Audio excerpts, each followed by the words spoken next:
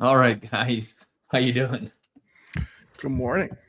Good Delighted to morning. be here. Yeah, how early is it for you, Nate? Oh, it's 8, right?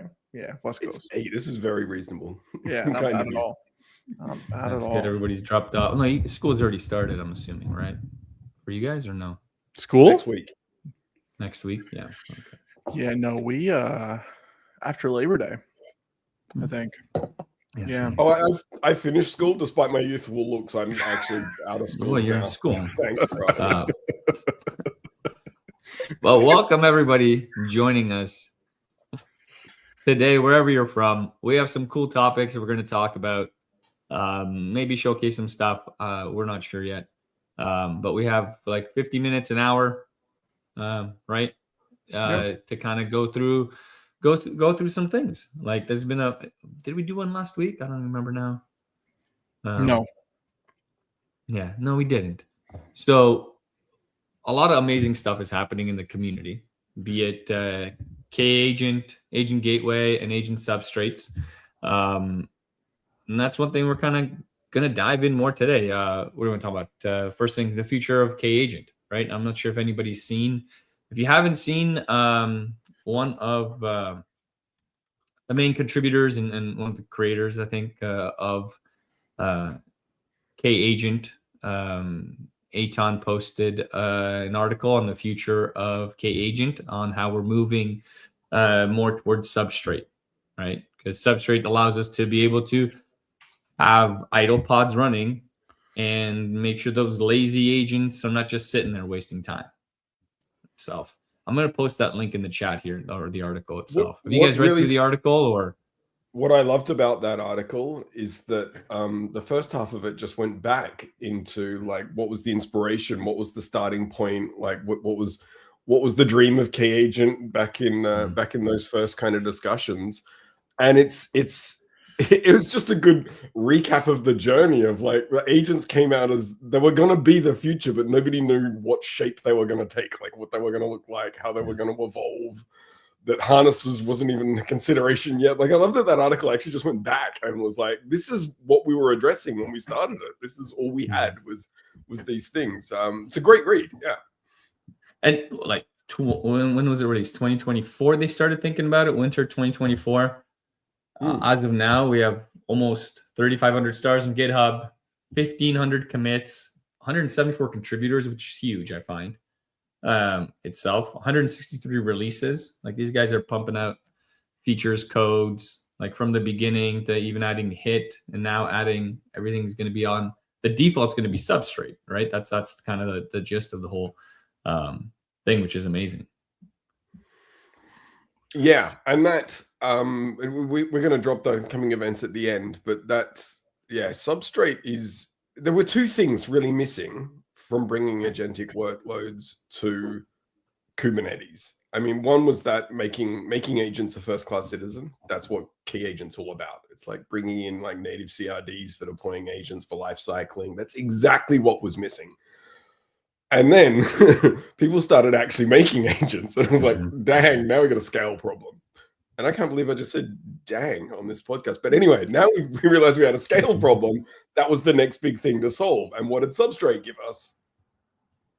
Yeah. And not only that, like the file system. So having every agent's gonna get its own file system by default, right? And then it's snapshotted or suspended, so the agents can start again, right, from that previous state, which is awesome, right? And then of course those agents share that pool or the pool of workers, right? That's the name. And if anyone's unfamiliar with that, we did a workshop on it, right? We did an intro workshop. We're going to be doing a series of workshops on agent substrates in the coming weeks. I think all three of us, or Levan, or Pearse, or whoever. I actually like seeing your name, Pearse, for some reason. At least somebody is definitely on it. Of that, we're sure. Somebody will. Yeah. Somebody. One of us three is going to be on them. Yeah. And for anyone who's not familiar kind of with that whole space, like what that brings, that combination of sort of key agent and substrate, super high level. Think about what serverless solved. You know, like when Lambda came along, it was about having ephemeral, disposable kind of workloads that could spin up, that could, and the initial challenges they had was just the spin up time. Even though they got it down to like sub 200 milliseconds, people still complained about the lag. Why their API response just wasn't quite fast enough. So they had to come up with a warm start kind of pull concept. It's the same concepts. You're just able to run it for agents as a first-class citizen in your own Kubernetes cluster now. So you're getting all that magic of serverless style infrastructure and that kind of scale where you're not wasting resources. They're suspended when not in use.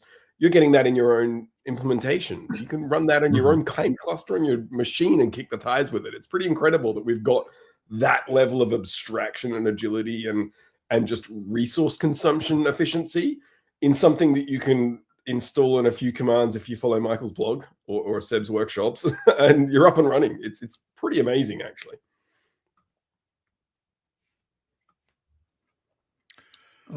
I also think a lot about isolation as a whole, so like security and stuff, right? But then just also how this stuff is supposed to perform. Like I think that like when K-Agent originally came out, having an agent per pod kind of made sense. But now, I mean, and it makes sense overall, right? Like when you're thinking about workloads conceptually, I have some stateless workload or I have some stateful workload. And it's running in a container. I containerize it. And in the world of Kubernetes, when I containerize something and run it in a container, I'm running it in a pod. So like the workflow made sense. Oh, now that we just have an agent, right? And this is a new workload and it's running. But excuse me, sorry. As the world is evolving, we're now thinking like, okay, like we have an agent doing a thing, but an organization might have 10 agents running or 50 or 100 or 1,000, or there might be autonomous agents, or there might be, hey, I'm a user, I'm connecting to an agent, and it's not just an engineering user, it's maybe somebody in HR or finance or marketing or whatever. And before you know it, right, you now have hundreds or thousands of agents that are running. And the question that you have to ask yourself is like, what's the most efficient way to run this? Something like Substrate makes the most sense because of how it puts actors into a warm state and how it's not just consuming all of these resources constantly for no reason. And I think that's another big part of this is when we're thinking about standard stateless apps or stateful apps or whatever, these applications are running and they're always running, right? Like this is a stack that's running in a server. We never really reach a point where it's like, hey, I'm going to take down my application for whatever reason, unless it's some sort of maintenance. Whereas with agents, they don't need to always be running like standard application workloads, right? And like standard workflows. The agent only needs to run when you are prompting it or when it's, sorry, got something going on. Or when it's like autonomously doing something, right? So 2 a.m. SOC agent pops up to go fix some security issue. Aside from that, the agent doesn't always need to be running. And because of that, the agent doesn't always need to be consuming resources. So putting that all together, right? That's what Substrate helps with. And then, of course, there's the security pieces and the isolation pieces important. And the agent sandboxes and yeah, all that stuff that like we talked about this last time, you know, OpenAI, Hugging Face came out, right? All isolated. Anthropic did the same. Meta had their own, right? Like this is super important to make sure that that isolation and that security and the governance for these agents to do stuff is there, right? Because more and more of these harnesses are going to come out. There's going to be more and more ways of doing this. Like this week, right, GrokBot is out, which is Cursor's or the acquisition of Cursor, in an agentic tool for a consumer perspective. It allows you to really build agents and then make it do something. It gives you access to a browser, a terminal. So in that browser, you could log in by accident to a GitHub repo with your, with your data. You can log into Gmail, right? You log into your Google or your Chrome account, and now all these agents now have access to your Gmail, and they could do things. You don't want to do that in the enterprise, maybe in the consumer side, maybe, but I'm risk taker, so I do have access to my personal stuff and some of the things, but I do a little crazy things, right? Like, Did we talk about the I don't really know what day That's or year or interesting. time it is at this point. Did we talk about the whole OpenAI Meta Anthropic thing on the last one, or did we not? I We forget. did touch base about it. I thought we did, right? We did. Okay. Yeah. Did we? Um I'm sure we did. I forget. I don't know if we had a stream after that whole thing came out. No, we have. Well, we can I talk think about it we now. talked at length about Talk it, but about it not, now. not on Yeah. this. Yeah. So if you look at the information that we have, right, and the best information that we have currently is what came out at Black Hat. This agent that was in a sandbox, right? We now know it was just software level isolation. It was not hardware level isolation. And that software level isolation, like the way that they were talking about it, how the agent had access to Artifactory, how the agent could pull from public repos um, the credentials that were accidentally pasted. Like that doesn't sound like a sandbox to me. Like even though the repo is public, like should it be hitting these repos? Even the images in Artifactory, were they public? Should this agent have been hitting these images? Like when I'm thinking about sandboxing, I'm thinking like I don't care what's public or private. That doesn't matter. Should the agent have access to this thing? Yes or no, regardless of if it's public or private. And again, that's where something like Substrate comes into play because you have the ability to implement software level isolation, which you can think about it as like, kernel running in user's namespace, right? Or user space, however you say it, or hardware level isolation, which is a watered down, isolated kernel that's running itself on the system, on the chips, not in user space. Mhm. So, of course, when you implement hardware level isolation, you have much more isolation than when you're doing software level isolation. What happened with OpenAI, Anthropic, and Meta, though, was that they were just doing software level isolation. But with And it was a Substrate, multi-agent system. It wasn't just one agent. It was eventually that agent's like, hey, I'm going to ask this agent to see if he can do it. You can ask that Well, agent. Let's. and that's the thing too, right? Like that to me isn't even sandboxing. Like Mhm. how is any of this considered a sandbox? Like if it can go and do all these things. Mhm. But yeah, so Substrate gives you the ability to implement either software level isolation with gvisor or hardware level isolation with micro VMs. So I think maybe it's just the way the industry is using the term sandboxing that's a bit misleading as well. Like remember 1000%. when everyone went to cloud, they just forgot security to begin with. And Of course. It's somewhere else. It's someone else's responsibility. Yeah, And then somebody everyone else's realized problem. that's a bad idea.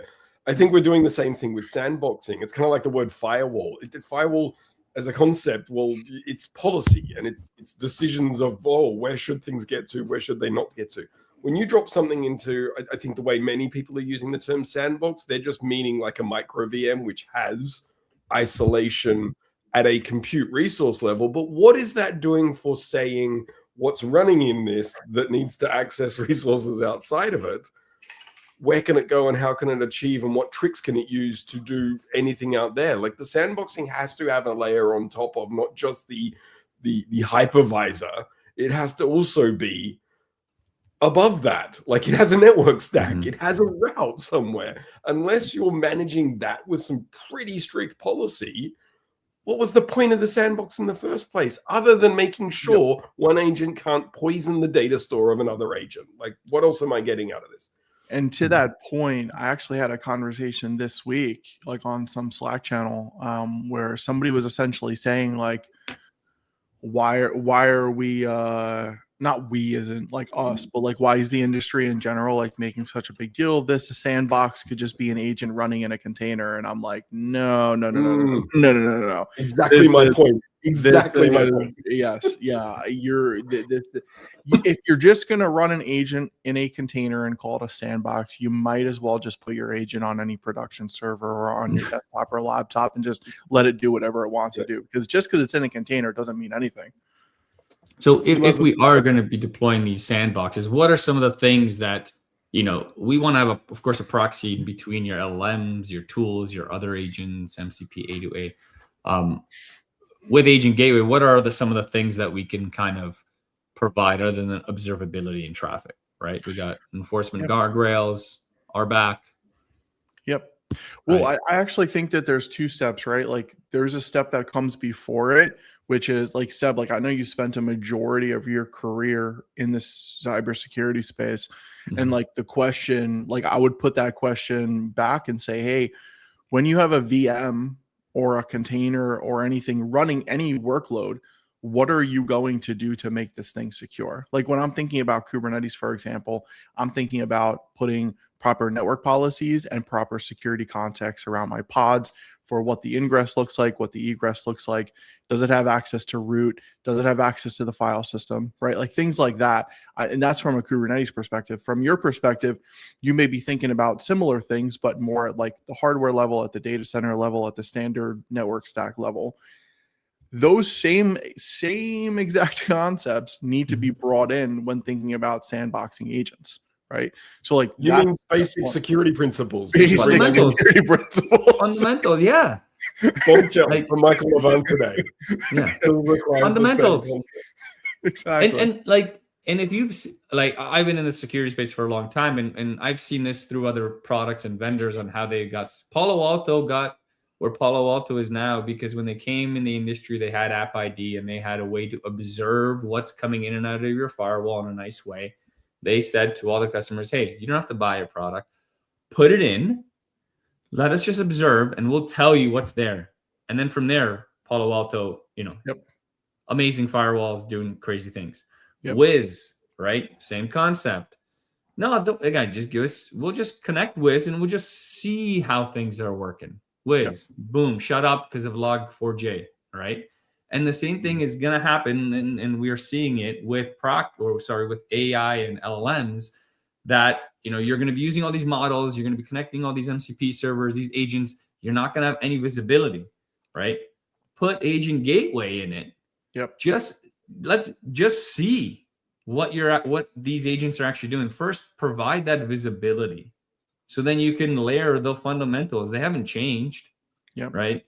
In the cybersecurity space, like the security people are going wild from OpenAI. If anybody's watched any kind of the black hat conferences, that's all these attacks are happening.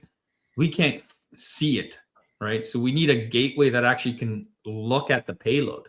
All right, look at that context inside of those agentic messages and whatever that agent is doing. So there is a pattern that has been consistent through cloud and then microservice and now AI in security, just the approach to security. Everyone's still bringing this castle moat ingress model, and it's crazy. Like you see all these people bring these traditional virtualized firewalls for a big centralized security thing, and then all of their VNets and VPCs have default gateway direct out. Like they're not actually looking at data that's been stolen and pushed out to a remote location. And so many people do this. And some people say, well, it's a cost thing. I can't afford the firewalls big enough that can handle my terabytes of egress that happens, so I just have them on the ingress. Well, you're effectively just saying, like, I'd really just open up for data theft all day long. Same things coming with, we saw this in Kubernetes, a huge focus on ingress gateways.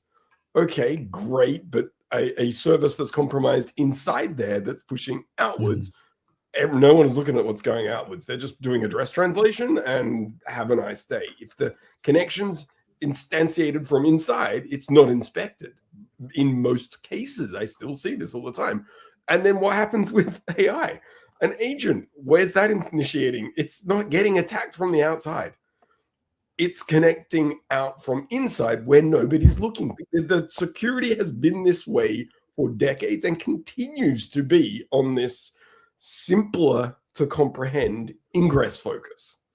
And that just isn't going to work for AI if we want to stop kind of agents doing their own thing. And now there is a flaw in my argument in that, as the example you gave earlier, Seb, where these agents were actually asking other agents because they knew they couldn't do it and saying, hey, can you do this? And they were helping each other. This was full rise of the machine. So yes, that is outside of the case I'm explaining, but at least that request, that's an egress request to be filtering for, to be looking out for, to be guardrailing against when an agent starts looking for other agents to do its dirty work, right?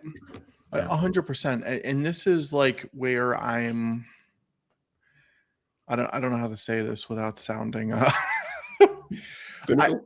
They have to have like a beat button. You're gonna say something.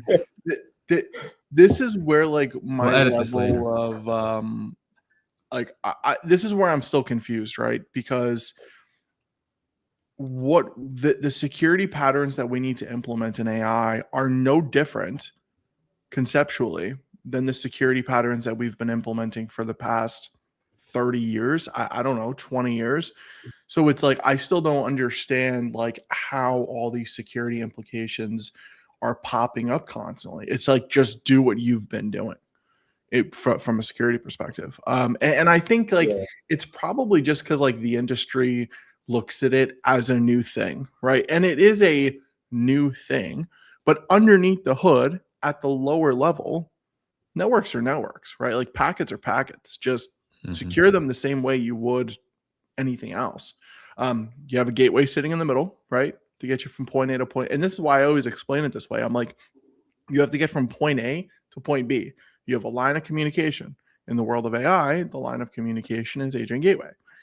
Put all of your policies in place: ingress, egress, guardrails, right? Rate limiting, prompt guarding, right? Which are new concepts in AI. But really, what do they mean? It's like just X amount of requests, right? Just like we've always had. What a request can do and what a request can do. Like these are all things that we've seen in the industry, from bare metal to virtualization to cloud to Kubernetes. It's all the same concepts underneath. The same thing in quantum, right? Yep. All that stuff that's going to come up. Okay, so I agree on those concepts, but I want to throw a different angle on this. This is my Sunday hammock thought, actually, I had on the weekend. I was doing a lot of writing about security and just why is this so hard? And the thing that kept coming back to me was the way it communicates. Everything we've been doing doesn't really work anymore. Like it's not HTTP, it's not clear transactional. You can't kind of follow those same patterns anymore. What the problem we have, though, is with a lot of this communication with AI is it's often streamed, which means if you want to apply policy, it might be 10,000 tokens after that communication's come in and you've already got that rendering. How are you meant to apply policy without injecting enormous amounts of latency? Do you just turn streaming off? Bad answer. That's going to make me very upset if you take that away and I have to wait for the whole thing to pass to come to me. But if you're going to be doing policy against something like that, that's the only way to really do it, right? Like, how do you revert back what you've sent when you realize, oh, that shouldn't have gone to the user because of what was at the very end? It's a challenge in security. Like, what tool today can parse a stream like that, buffer and parse a stream like that?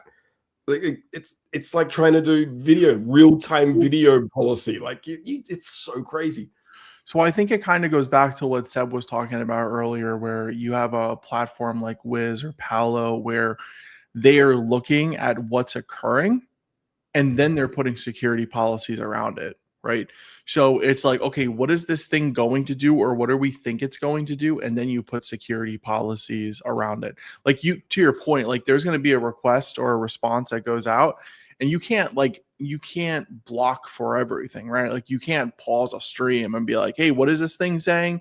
Yay, nay, okay, go, right? Pass, whatever.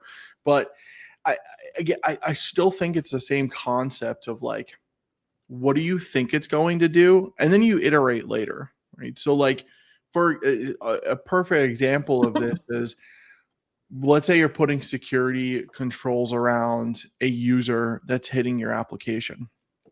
You don't necessarily know what a user could do until they do it, right? And then you put some security guardrail around it, right? And this is where things like CVEs pop up. This is where just like general security issues pop up that we have to go and patch and fix.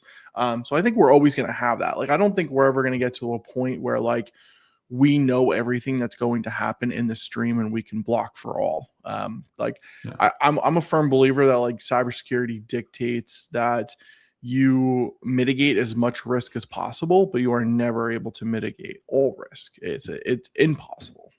because new stuff's always going to come up. Humans are the biggest risk. Let's be honest. Yep, Like, 100%. Well, they used to be agents. well, now, yes, that's That true. old joke's right? gone now. The secure environment's the one with no people in it. It's agents that are the new problem.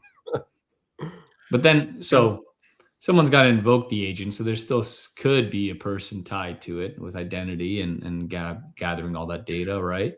Honestly, the only defense is going to be another very well trained, smart agent that can be looking and going, I see what you're up to. No, I'm not letting that through. Yeah, but at the same time, like, okay, look at everything that happened with OpenAI, where like they were saying, oh yeah, this agent was talking to this agent. There was inputs, there was outputs. Was none of this logged? Was nobody looking to see what the agent was doing? You know what I'm saying? Like, I feel like stuff like this could be mitigated so easily. Like, just look at the logs. Like, but they were just so fast that like they had logs, right? Because they reviewed the logs after and they saw all the decisions. After. But I'll give you an example, right? There was a log in there that they said, what? Hold on. There was an exact log in there, right? Where what did they say? They said this is very important. It said could be another agent maliciously /spoofing. And then there was another one, a log, they exploit Kubernetes service accounts. So yeah, it's happening super fast, but you're telling me there's no catch-all of some sort in the logs to alert a person when this string is used? I think to your point, Michael, like when the Hugging Face breach happened, and the OpenAI guys, they were honest about this in their Black Hat talk. They said that they reached out to Hugging Face to say, were we impacted? Having no idea that it was their agents that did the hack. They were like, can you tell us if that hit our data? And that's what I mean, right? So let's break it down to what a general SOC department does. What does a SOC department do in an organization that has a SOC? They're looking at logs from the firewall to see what's happened, right? They are also putting alerts on the logs to alert somebody that's on call if something got attacked or whatever. So we have the means to do this, right? Like, I just don't understand why it's not done. Well, have you seen what OpenAI released August 10th, which is Daybreak Blue, right? Which is they've expanded the GPT 5.6 to GPT 5.6 Cyber, which is their latest cybersecurity specific model to help defend against these types of sandbox. That's why some people think it's like a marketing thing that all this thing happened. But now they have a new model for that. They have a model, right? For the cyber, they're saying this is the cybersecurity world is rapidly changing. The threat actors will increase using AI and to conduct cyber attacks. So here we created a new model with the capabilities to spread, defend, and narrow the window to prepare ourselves to answer the frontier intelligence on how to defend against, AI at scale. So, Seb, what I'm hearing is, sell me this pen. Sell me this created the problem. Pretty good. And right? I do think that it's 100% marketing. At $12 per 1 million token. I do think that that's just marketing and sales. And I'll tell you why. Okay, let me. I'm going to ask a couple of questions, all right? And we're all going to say yay or nay on it. Can we all agree that the prompts, right, the messages going back and forth were logged somewhere? Yeah. Sure. Right? Okay. Can we agree that standard blue team security software has the ability to parse specific keywords from a log, right? Yeah. Sure. So why in the world, when an agent was saying things like spoofing and malicious, was that not alerted on? They had the information. Why was it not alerted? Well, it's still demo. It's a demo. No, it wasn't a demo. This is the real world, baby. Come on. Real world. Yeah, like this was a sandbox environment. This was a testing environment where they were testing the new models and stuff. Yeah. But that's dangerous, though. That's like saying I shouldn't have any security around my dev environment. It should just be able to go do whatever it wants to do. Yeah. I like that you air quoted sandbox just there. I think we should always do that now when we say sandbox environment. But Yeah. I mean, you're right. They were evaluating a model, which means everything would have been logged. There would have been traces of all of it for analysis afterwards. They just didn't analyze it during. Yeah, but or at least like I don't know. Maybe it's obvious to me, but it's like there should be some like keyword captures like in whatever blue team software you're using to alert on the and this is the other thing too, and this is why I'm very surprised none of them had any of this. Like this isn't new. Like this isn't the first time that we're hearing about an agent doing something that it's not supposed to be doing. Like this is not new news. So you already know that the agents have the ability to perhaps perform an action that you don't want it to perform. You should be alerting on that. I'm seeing how you saw this as an awesome marketing play, because wasn't it funny that like one does it and everyone's like, look how powerful it got. And then two more models suddenly, 100%. ours is that powerful as well. Look what it did. Did you guys see the meme where it was like the Gemini model like poking at the stick, like, come on, hack something? That is brilliant. Oh, poor Gemini. Oh, We won't dive into Gemini, but poor Gemini. Oh, poor Gemini. Yeah. So, if we're talking about models, have you guys played with the latest Grok model? Yeah. There's some, it's good and bad. I like. Well, it's great. It's cheaper, right? I think it's great. It's 1/10 the price. It's $2 per 10 million compared to 10 from OpenAI or 5. On the like artificial analysis intelligence doc or blog, it scores the same as GPT 5.6 and Sol. A little bit behind Claude and Fable, but for the price, like it is. I still get the worst results from Fable and Opus, and I still get the best results from Grok 4.6 and 4.5. Wow. Yeah, I think Fable and Opus, man, I'm like, dude, like it puts out stuff, and I'm like, like it's almost like I use Fable now to create a plan, and then I use Grok to execute the plan. So, but are you using like super, what's it called, super docs or super like plugins?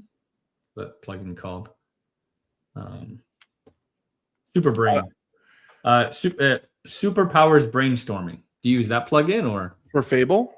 Yeah, or just Claude or any of them, because you can install that plugin in Grok Build, Cursor, every harness, right? Yeah, so I have a couple of them that are enabled. But what I find is as long as I give it the right information, I don't really need it, to be honest with you. I'm still like, I use a ton of plugins, but like in terms of like creating a plan and executing a plan, I think as long as I give it the right code base to look at, and not just like ingest the whole code base, but go like look at this package or this library specifically. As long as I do that and then I just feed it some docs, I'm pretty good with that. It's got me wondering how are we using things different? See, this is the flaw of what you get out of AI, right? It's what you put in, because it's the same data that's being trained, and we've got 3 different people who have their different favorite way of working that swear by that being the one that gives them the right answer. So isn't that interesting? Because I read somewhere this just really hit me that someone was proclaiming that the future of like great AI use is going to be the neurodivergent community, the ones who don't think like the rest of us. And it was like, yeah, it got me thinking down this path of like we are still kind of the loose end, and the training of these LLMs is all about trying to kind of get the most out of us, not out of themselves, really, right? What's the creativity, right? Like thinking outside the box on how you can use it. Right. And I was talking to a colleague and I'm like, hey, I'm building these tutorials in this way.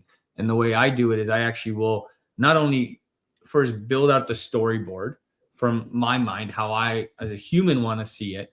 I'm actually going to grab content from other leaders, other thought leaders in the space that might not be talking about the same topic, but just the way they're talking and they're explaining it. And I'll feed that to help, be it with Claude or Grok or whatever, help it build a storyboard before, just like you're doing with, coding in a plan, but I'm building a storyboard before I actually go ahead and use the AI, whichever one it is, to build some type of, substance in assets. So we have to think and there's still so many things we can invent, create, and build. And are you writing for the Marvel comic universe at the moment? Is that your storyboard you built? Yeah. Yeah. I think there's a couple things in there. Number one, I think it depends on what you're doing, right? So I was doing I was doing something for a customer yesterday or the day before around something really complex on token exchange. And I was asking Fable a couple of questions and I'm like, is this your first day on Earth? Are you not you're just not thinking properly? And then I went and I asked Grok 4.6 and you spot on. So I think it depends on what you're doing, but I also think it depends on the information that you're feeding it. I will be very specific in terms of what packages, what libraries I am feeding my agent to be able to perform a specific thing. I'm not just going to be like, hey, go look at this. If I'm doing something very complex, I'm not going to be like, go ingest the entire code base.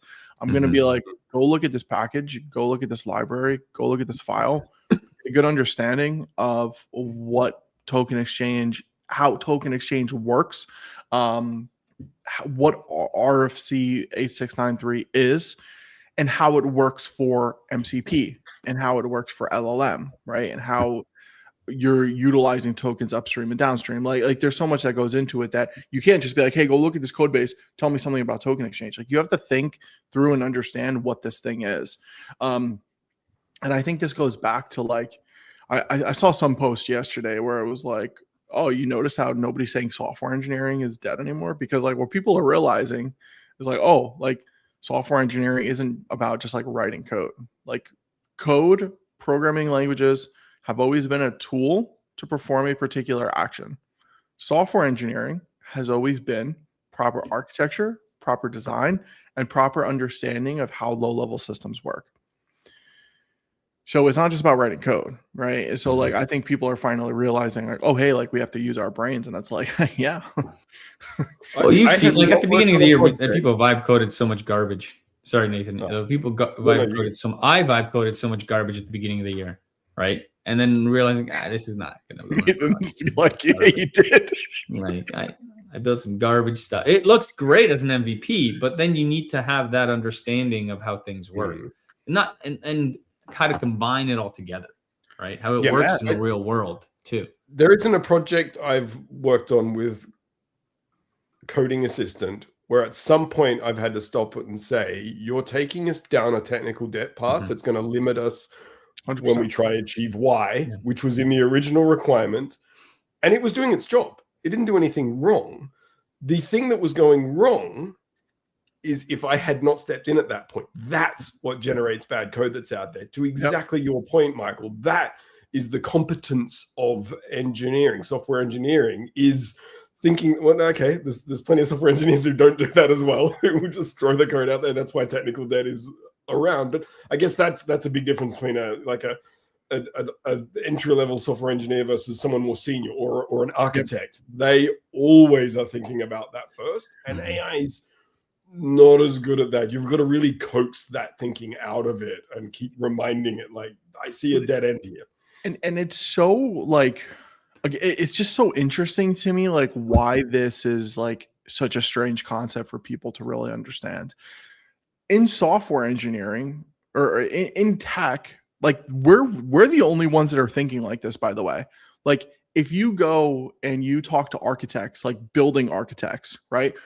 They use AutoCAD, right? Which is an awesome software, but they're not oh, hey, AutoCAD created this thing for me. Okay, go build the building. No, like the building would just fall on people.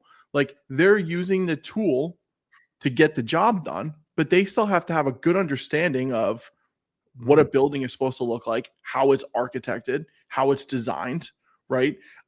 How builders have to come in and build that design, right? Same thing in the medical space. Like there's a lot of AI in the medical space. There's a lot of like robotic surgeries and stuff, but like there is a surgeon specifying what needs to be done and how it needs to be done. A surgeon, like people think like you're going to open up Claude Code and be like, go build me a $5,000, $5 million app that I can sell. Okay, thanks, bye. And then I'm going to put my hands behind my back. That's like a surgeon being like, hey, go fix this guy's back. Like it's not going to work. And nor would anybody in the medical field even think that way, because it's not a logical way to think that like you just go do a thing and you just sit back and drink mojitos. For some reason, like the tech space has just thought that this is the way that things are going to be, and it's like it's very like I can't comprehend why people thought that way. I don't know if that makes sense, but to expand on your exact examples there, I was recently talking to an architect working in the medical space, joining the two together. She's a pretty smart woman, graduated from Yale. And we were talking about how a door choice was stalling a project. Yeah. And I just laughed and went, it's a freaking door. I might have chosen another word there, but and then she gave me a big long list of the repercussions of that door choice being wrong in like ER situations and stuff like this. And I was just like, and that's why you're the architect. Right. Yeah. Because of that, because Claude would have just thrown a door in. Hey, door, have a good day. Exactly. 100%. And again, it's so weird to me because like tech is the only career space, whatever you want to call it, that's thinking this way. Like nobody else is thinking this way. That's using tools and automation and AI and whatever else. It's really just us. And you know who I blame? The marketers. Well, that's why like and I feel like we're gonna see more of course we're gonna continue seeing AI generated content, but have you seen all the new stuff that like the EU is forced Claude to do some watermark stuff? Yeah, the 100%. EU Act 5020 Code to Practice of Transparency on AI generated content. Yep. I don't know if this is running in North America yet. I know this is an EU thing. So I'm not sure if it's... One was in July, I think, and another one dropped in August. But basically, it's problems for... It's watermarked. And this is actually great for me. Like I'm a professor at Sheridan College here in Toronto, and I teach. And now I could, well, there's always ways around it. I'm sure we'll find ways around it. But if you copy the content from whatever Claude, there's a watermark now. If you edit the content but still copy it, then edit it, there's still a watermark around it. So it's literally every character I think has some metadata or something tied to it. Yep.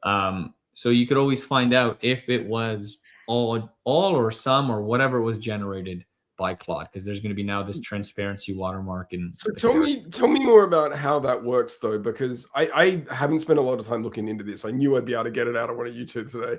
But like if I'm getting it to produce some fixed width font markdown, how do you watermark that? You can't hide some small font stuff. You can't how can you watermark that? I think I'm naivety here in the generated token.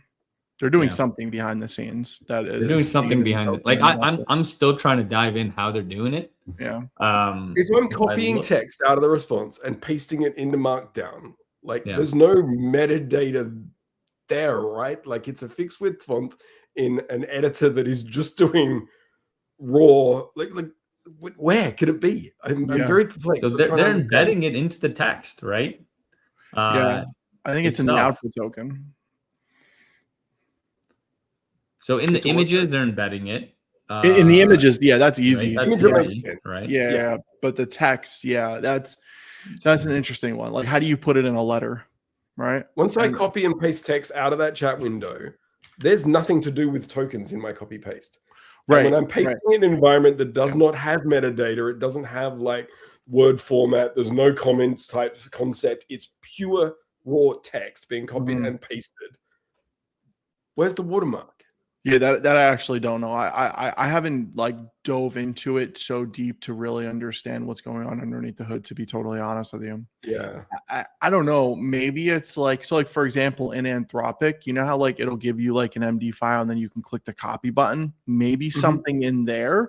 But yeah, like if I'm just in a chat and I just copy the word "the" in the chat, is it going to have a watermark? And if so, how? I don't know. So so I'm just reading this, how it works. But when the model generates the text, it weaves an impersonal statistic pattern directly into the sequence of words, tokens it chooses. Right. So the pattern does not change the meaning. The sentence and the grammar is where it's The pattern does not change the meaning, the style, the quality, or the readability. Right. So to a human read, the text looks completely normal. There's no special characters, no invisible Unicode, hidden formatting. The watermark is a visual sense, right? Or the metadata is attached to the plain text. So the mark, without messing with the fidelity of the copy, though, I find that really hard to believe that didn't mess up its ability if it has to adhere to a formula somehow. Like, that's interesting. So the mark lives in which words the model preferred and what statistically relationships they had to one another across the passage. Isn't it so interesting that like we need this? Like, isn't it interesting that like just like nobody wants to like does like nobody want to work anymore? Like, or like why do we need stuff like this? Just okay, I have an argument against all of this whole AI slop thing. I think, like with everything, the world is nuanced. It is not black and white. True. Everybody likes to point out a binary decision so that it can be very, well, I'm team A and you're team B and we can fight against each other. Come on, look at the politics. Like, just right. It's everywhere in everything we do. You have to belong to a team to have a sense of identity. And I think that's being used to look at AI wrong. And I'll give an example as someone who's a big advocate for neurodivergent people. I have a neurodivergent son, pretty sure I'm on the spectrum, not tested. And for me, I can write an article and it will take me a day or two. Or I can sit down with Claude and have a lengthy chat and it will produce something and I'll be like, that's 80% what I want. I'll make some edits. I'll go through. It's enabled me and my son to be able to be competent in an area of neurotypical people. And so when people are just immediately like, used AI, like you're a lazy person, you're a bad person, it's AI slap, that really annoys me because actually it's an enabler for many people who couldn't on their own. But there's a key difference there in what you're saying. So what I'm saying, like, for example, like I use agents every day. I admittedly cannot remember the last time. Actually, no, I can. I'm lying. But I can only remember one of the last times in the past 8 or 9 months that I've manually written a line of code myself, right? However, the code that's produced is produced in a particular way that's not crap because I'm chatting with it. I'm looking at, I'm chatting with the agent. I'm looking at the code. I'm making revisions, right? What you're saying is you're not just saying, hey, write me an article on this, copy, paste, boom, done. You're looking at the output. You're going back and forth with the agent. You're making revisions. You're making it good. And then you go and you post it out. That's a big difference between like what I'm saying, which is like people just don't want to think anymore. Like people just like want to say, hey, do this thing for me, copy, paste, boom, done. Right. And that's exactly though the way people are reacting. If you look at the way people use like GPT-0 on that, it's like everyone's so desperate to point the finger, used AI. Right. 100%. Big freaking deal. Did I use it well? Did I make a point? Is this a good output? That's what we should be looking at. People are so desperate to be like, you're a bad person because you did X. Absolutely. BS in that. It's so BS. And I would say like writing code and building software, with AI is harder than when I was just doing it myself, because I knew what needed to be done. I would write it and that was it. But now I'm reasoning with this agent to make it look and feel a particular way, right? So it actually, like, if you're using AI right, I think it's harder, which is great. That's what I like. I like the challenge, right? Whereas with, again, with a lot of people, it's like, hey, I'm going to give one sentence to my chatbot and say, write me an article on this topic. And then they go and they copy it and they paste it out. That, in my opinion, is not the right way to do it. But if you're going to go back and forth, hey, can you change this? Hey, what about this? Hey, I was actually looking at this doc. It said this. Like, when you're going back and forth with it, like, you know, Nathan, what you're describing, that's the right way to do it. And it doesn't matter if it was done with AI or not, because in reality, it was done by you utilizing AI as a tool. That, I think there's a really big differentiator here. Yeah. And we see it. We see articles posted out there by vendors, and it's like, nobody reviewed this. Like, you know, 100%. Like, I've seen reports by, you know, big companies that, you know, people pay a lot of money to write a report on. I'm going to say the company name. And then you take that article about that vendor and you paste it into GPT-0 or GPT-me.0 or whatever the website is, and it'll tell you if it's AI or not. The neat thing, as I'm reading, as you guys were talking about this Anthropic thing, is that even with slight changes or rearranging the word, it's still detectable. But they're going to be releasing a way to detect it. So you could probably insert this, you know, hopefully like an agent gateway, you could insert it to detect, hey, was this AI generated? Did a user send an AI generated request with specific cryptographic in data that only the agent can read, or, you know, prompt injection to do stuff, right? So they're going to be releasing like a secret key or the actual method that they use to detect it. And I actually just I like this simple analogy that I kind of had AI, of course, generate for me about this, which think of. I'm just going to read it. That think of it like a pattern in a way, you know, bricks are laid on a wall, right? And the wall looks perfectly normal when you're walking by. You can photograph that wall. You can take that photo, move it anywhere you want, right? Or even chip a few bricks away without destroying the overall pattern. But only someone who knows the exact secret pattern, right, has the right measuring tool, can tell that this particular wall was built according to those hidden rules. Itself.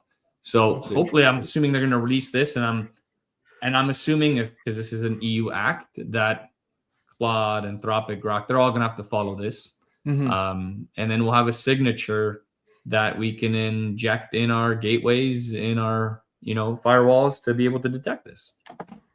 It's interesting. I just hope it's not weaponized, and I hope someone we're going to weaponize everything. I hope someone comes along with something more intelligent that actually just measures value versus noise. That's useful. Like, I just If someone commented under one of my articles and said this was clearly written in AI, I don't care. I literally don't care. I won't even delete the comment. I care that little what they say.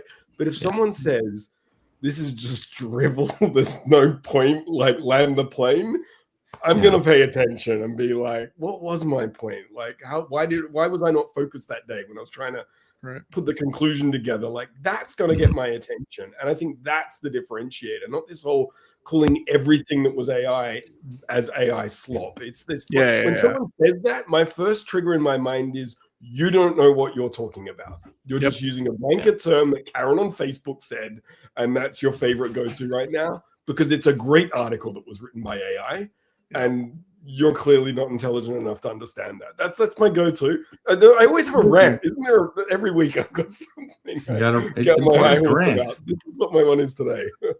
I'm with you. Like, so for example, I put out a weekly newsletter.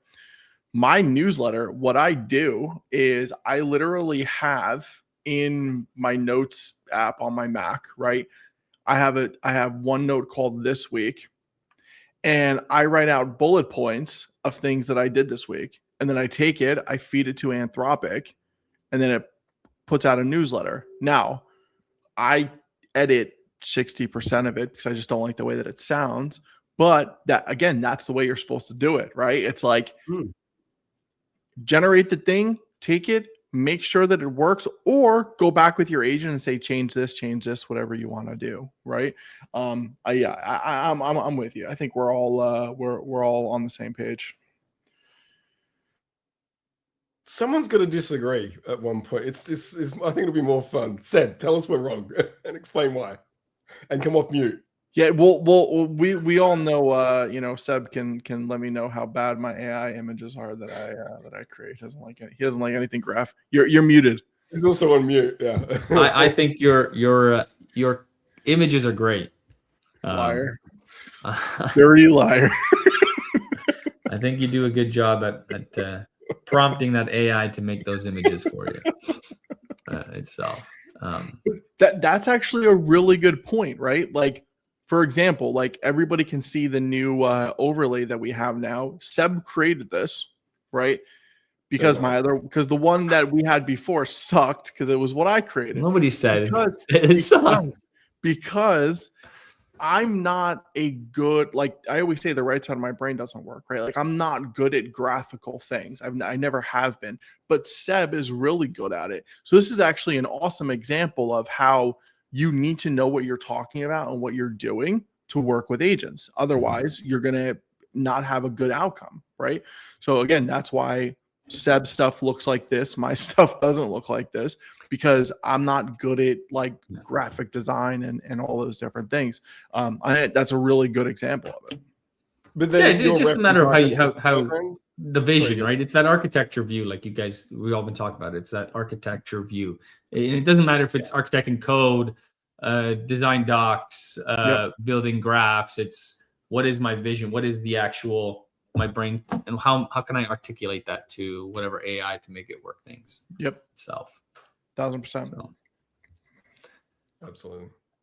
I'm going to post this QR code. I know we're at the top of the hour. Where's my design thingamajig here? I don't have my phone with me. What's that QR code for?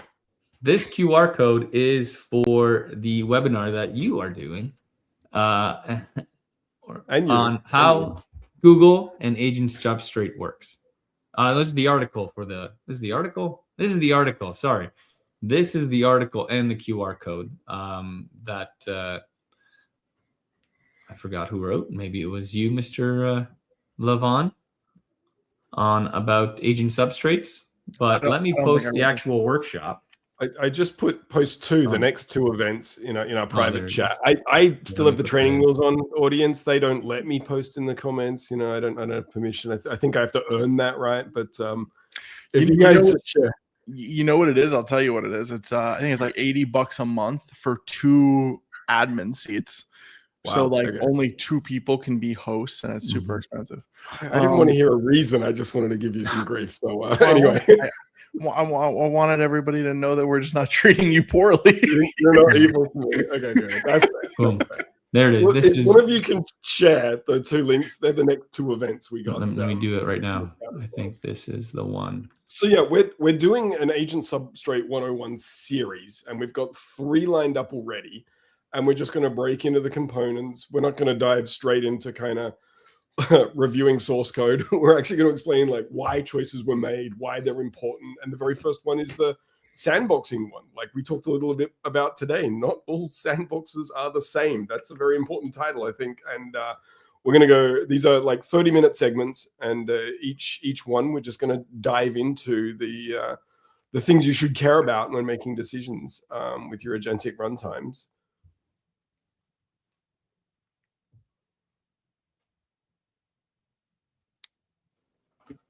Other events, Michael, are you doing any event? You got some events coming up, don't you? Hops and Flops is tonight. So I'm going to be heading out to Brooklyn to drink some cold brews with some AI folks. And where's that? Sorry? Where is that? Brooklyn Brewery. Nice. Out in New York. And then we got a event next month at AWS with AWS and Hermes. And then starting in October, I don't have a link for this one, or we're still figuring it out, but and we think it's going to be hosted at AWS, but it's going to be like the open weight model series, where we're just going to have a series talking about open weight models and implementing open weight models. And I built a instruct lab for that last week. So yeah, a couple of good things going on. Nice. I just realized I think all three of us are affiliated with the AIF in some way. Ambassador, We organizer. are. Yep. Yeah. Yeah. I mean, I think Michael, you're one of the ambassadors. Yep. I organize the Toronto chapter, so we do have an event September 10th. We got some great customers. We have an Agent Gateway user, RBC, is going to be talking about. Mahrad's going to be talking about their journey into AI, which is going to be amazing. And then we have more talks coming up, and I'll announce next week. Yep. Yeah, I think at the open weight one, the open weight models one, I'm going to be talking about agent sandboxing and substrate and stuff too. So we'll be diving into that one. For those unfamiliar with how the whole AIF, the Agentic AI Foundation, it's out of the Linux Foundation, the same place that gave us the CNCF, our Native Computer Foundation, where Kubernetes and many other amazing projects come from. They've created another one, like the CNCF, called the AAIF, Agentic AI Foundation. It's pretty new. There's only 4 projects in that, but it's pretty impressive lineup. Goose MD, you've got the MCP spec, that was Anthropic donated that one. You've got Agents MD, came from OpenAI, right? Yep. And then of course you've got the critically important, look at this, I'm going to share screen. Did that work? Did I do it right? Nope. Oh, wait, there we go. There we go. Wait. Oh, wait. And look at that. There's only one AI gateway in this, donated by Solo. Good to see that. So, yeah, the AIF, a lot of these events, the hops and flops Michael was talking about, or under their AIF events, right? Yeah, there's a bunch. Yeah, there's loads going on. Yeah, I like what the AIF is doing. Yeah, for sure. With all their posts, all the work in the community. Yeah. So it's been great. Yeah, it feels like early days when like Kubernetes started to be evangelized and stuff. Like it was really ran by and built by people that were actually doing this stuff, which is awesome. Yeah, so I get those same vibes, right? Like it's just a bunch of engineers together building cool stuff, and sharing cool stuff, and I really like that. So cool. Just to close us off, are you guys building any cool stuff this week or next week? I know, Mr. Levan, you probably have things scheduled for the weekend to do stuff. But yeah, so this weekend, I just got chapters 5 and 6 back for my book that's coming out from the technical reviewer. So I need to go over those. But then I also, I'm going to spend a good amount of time on the book this weekend probably, and portions of next week, because by the time I got the chapters in to now when the book has been reviewed, there's a lot of stuff that's different that I have to like add in there. Like I'm looking at the list right now. It's like stateless MCP, semantic routing, sandboxing with agent substrate, what an agent harness is, what a virtual key is, virtual MCP. Now, luckily, there's probably like 3 in there that could just be a paragraph or an H2 section. But there's a couple in there that like I don't think they need a new chapter per se, but they need big sections. So that's what I need to work on this weekend and next week. Nice. Yeah, next week more agent substrates. I'll have a Lightboard video coming out. Got my studios all set up. I'm just waiting for my new mic to come in so it doesn't sound like I'm in a dungeon in it. So I'm excited to kind of have more educational videos to kind of explain flows, for everybody. Yeah. You guys are much cooler than me. I'm going to be teaching my son how to gracefully lose at video games against his dad. Good. Perfect. Yeah. Make sure skill. Speaking of that, I actually did just resub to World of Warcraft because my buddy. This is what we had in the stream. Yeah, so I'm going to be working on that this weekend probably too.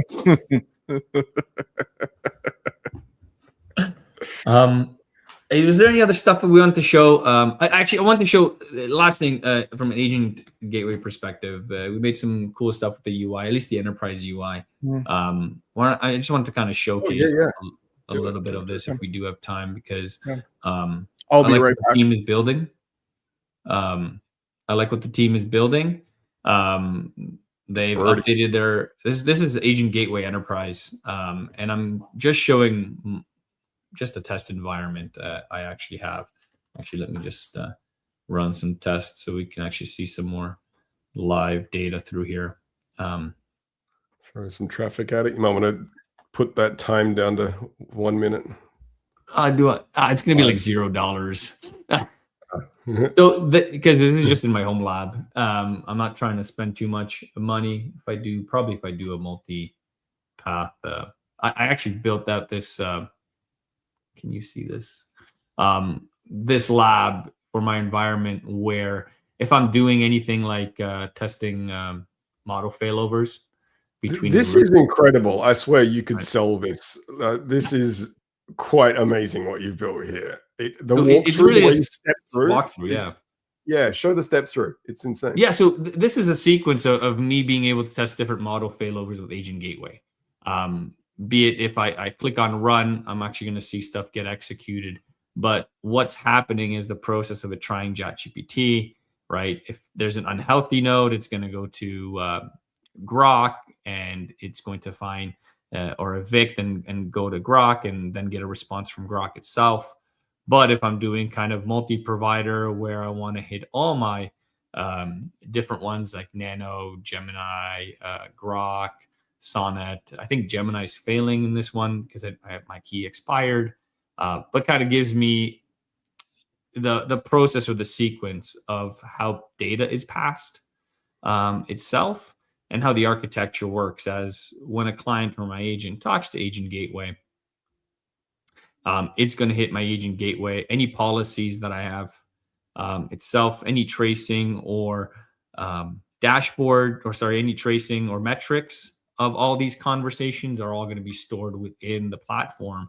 So when I go to Agent Gateway, I can actually go to my traces in the last minute, and I could see, hey, tested Grok, Anthropic, my local Spark model. I can see all my token inputs, outputs, and I have all that within my cost and my cost summary, which I'm not doing a lot, so it's not spending a lot of money, but we can see the total spend, the total tokens used, the request, and then search by, I don't have any clients in this one, but if I grab the right, search by different models that I'm using throughout the environment, or the providers that are being run. So I just wanted to showcase the newest version, the newest look of Agent Gateway Enterprise, because cost is it's an important thing right now. Especially as the spend is getting crazy out there. That's a thing of beauty, Seb. I love it. Yeah. And with that, I had nothing else, so we can end the podcast here. If you guys liked, or if there's anything else you guys want to talk about. Well, unless you guys want to talk about World of Warcraft, I'm out of here. All right. Well, thanks everyone for joining. Yeah, thank you very much.